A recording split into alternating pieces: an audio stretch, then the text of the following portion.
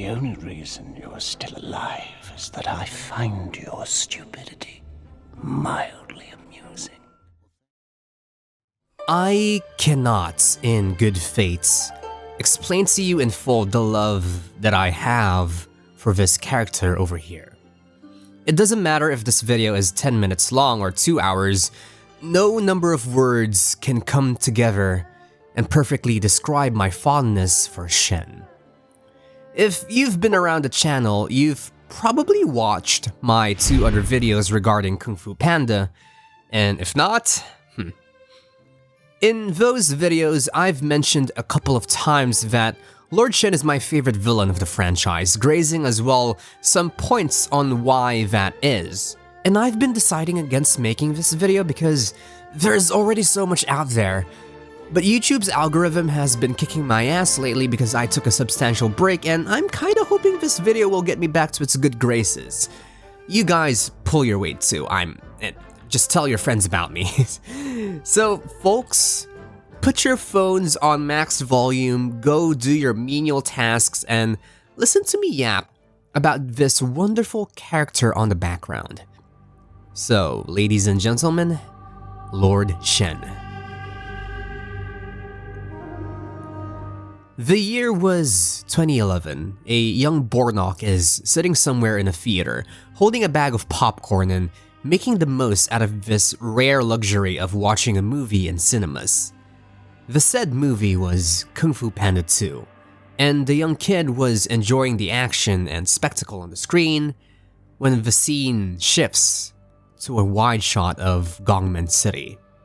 But as it zoomed in, there were guards keeled over on the ground over sharp metallic talons. The gate was slashed open, and there emerged a white peacock, his spurs jingle-jangled, his metallic feet rattling as he approaches the 3 kung fu masters.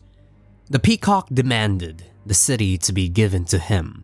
Spine-chilling threats were thrown, and a fight ensued and stopped in mere moments. The young kid looked on in anticipation. There was something about this peacock, something sinister and malicious. Before he could look away, the peacock lunged back and committed murder in broad daylight. There are a few things more important to a villain's overall likability than their introduction. I've said it before and I'll keep saying it until you guys comment on how formulaic I've become. Kung Fu Panda has gotten this philosophy down to a science. It never missed with how they introduced their villains. I mean, it's not like they would screw it up with something lame like the antagonist throwing an NPC down a flight of stairs or anything. And Shen's introduction is a scene that I've memorized down to the last detail. It's the scene that I think of whenever someone mentions villain introductions. The way he entered the palace with not a care in the world, strutting as if he owned the place, facing down 3 masters who were basically the gods of Kung Fu with condescension. I love his dialogue. It was sharp and venomous, threats that merged both humor and utter menace, especially this one. It's your parting gift, in that it will part you. Now, any old villain could do that, be all talk, show off their guns, and intimidate their victims, but not everyone has the balls to shoot the dog. We were shown immediately in the scene that though his frame may look thin, it also has razor edges, able to throw down against the best masters in combat. However, that's not what made Shen scary. No, what made him terrifying is that he knows his limits. He knows when he is outmatched, and he doesn't give a damn if he uses underhanded tactics to gain the upper hand. And that's what he did. He unveiled the draconic metal cannon and was delighted to show its power, killing Master Thundering Rhino in the first few minutes he had the spotlight. Those are pretty hefty iron balls to do that in a kid's film, to show how brutal this character could be, defining the depths of his evilness. Okay, sure, Lord Shen was technically introduced to us from the first few minutes of the film, but unlike a certain chameleon, it did set the tone of what we could expect from him, a genocidal maniac that's given too much power, and we are shown just that, not just told to us by Awkwafina. Now, Shen's presentation is doing a lot of heavy lifting in his introduction. His visual design is so unique that it sets him apart from his contemporaries. His predecessor, Tai Lung, was your typical brute fighter design, and same goes with the villain that followed him, albeit a little tankier. Shen is a wonder of design because a peacock is an animal that is hard to picture as a martial artist, let alone a villain. But slapping on a pretty fire silk robe with blades hiding underneath his sleeves, his feet again adorned in metallic blades, and his tail feathers embellished with blood red symbols that are used amazingly all throughout the film, it made him so unique and so damn appealing to the eyes. His small frame also works in his favor as it naturally lowers his enemies' defenses, which makes it easier for him to play dirty and strike when they're most vulnerable. By just looking at him and his crazed eyes, Lord Shen definitely looks the part of a psychotic villain. Not to mention the fact that Gary Oldman's performance should be a national treasure. The way he can deliver his lines from cold, low tones to explosive, manic anger just makes me want to change my pants from crapping out of fear and every time I hear it. Something that I haven't talked about in my other Kung Fu Panda videos is that the villains have their signature colors, Kai being green, Tai Lung being blue, and Shen being red. The aura this villain has basked in the devilish red glow of his factory and lantern lights elevates the image I have of him in my mind. It also emphasizes the overarching theme of the whole story, Shen's pure white coloring tainted with the red wounds of the past. To further appreciate the character of Shen, we must know the ins and outs of his being. In my opinion, he is by far the most nuanced villain of the franchise, yes, more than Tai Lung. I do admit that whenever I think of Shen, his villainy is what is at the forefront of my mind. He is, in a word, ruthless. I feel like among his contemporaries, he is the evilest out of all of them. Though he shares their desire for power, Shen's cravings span deeper. He wants to subjugate all of China to, in his words, make the entire country bow down to him. Through his vast army of wolves and gorillas, he plans to rule everyone with an iron grip, to construct dungeons and jails for all who opposes him. As we've seen through his actions, he does not care who he eliminates, may they be enemy or even his supposed ally. He's also a perfectionist, wanting every bit of his meticulously planned claim to power to be done down to the detail. And if not, then all of hell would have to pay. But being careful with his plans doesn't mean he doesn't enjoy executing it. He revels whenever he commits his atrocities, bringing down the tower with glee, enjoying the fear in his enemies' eyes before he shoots right through them with his cannon. He loves being the villain. And that is terrifying. For a character so evil, so diabolical, one must wonder where it all stems from. How did it get so bad? Well, as with a lot of evil in the world, the roots can be found with the parents. However, in Shen's case, the parents, the royal family of Gongmen City, weren't really doing anything bad. In fact, they were doing the opposite. They tried to protect their son from killing himself doing evil deeds. It's just that they were the catalyst in Shen's scar that drove him into wide-scale madness.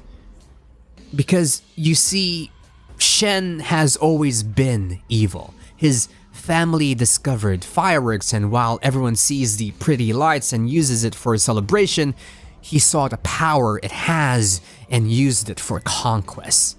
The parents, rightfully bothered by this, enlisted the aid of a soothsayer, and what they saw in his future was his own demise. at the hands of a warrior of black and white, a panda. Of course, as with any character that sees their own death prophecy, Shen decided to stop fate by genociding all pandas. And he did it so well, he shared it proudly with his parents, who were justifiably mortified and promptly exiled him. This was the moment that broke Shen. Most of us know that feeling, showing off our drawings to mommy or daddy and then them promptly burning the paper because they didn't like how we drew our 8-foot-tall shadowy friend. Shen took this act of love as betrayal.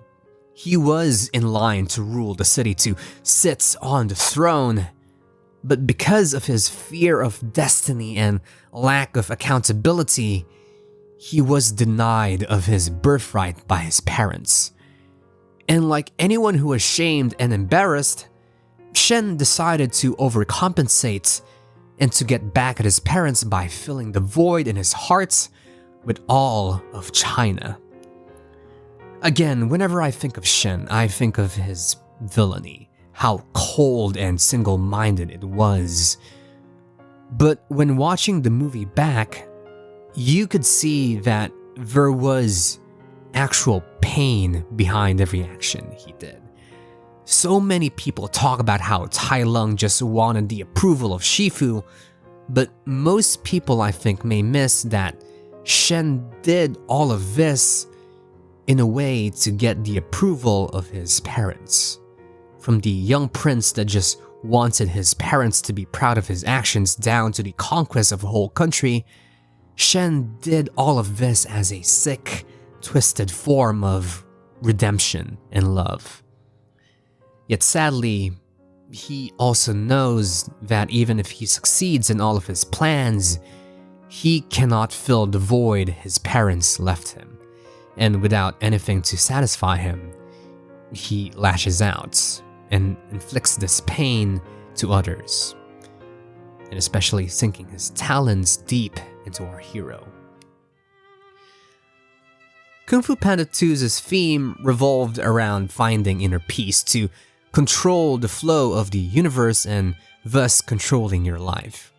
This was the lesson that Shifu wanted Po to learn.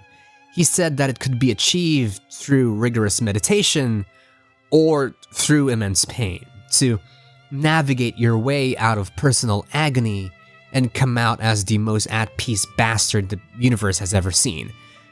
Po, in the beginning of the movie, seemed pretty at peace with himself, having just come out of character development from the first movie, realizing himself as the Dragon Warrior.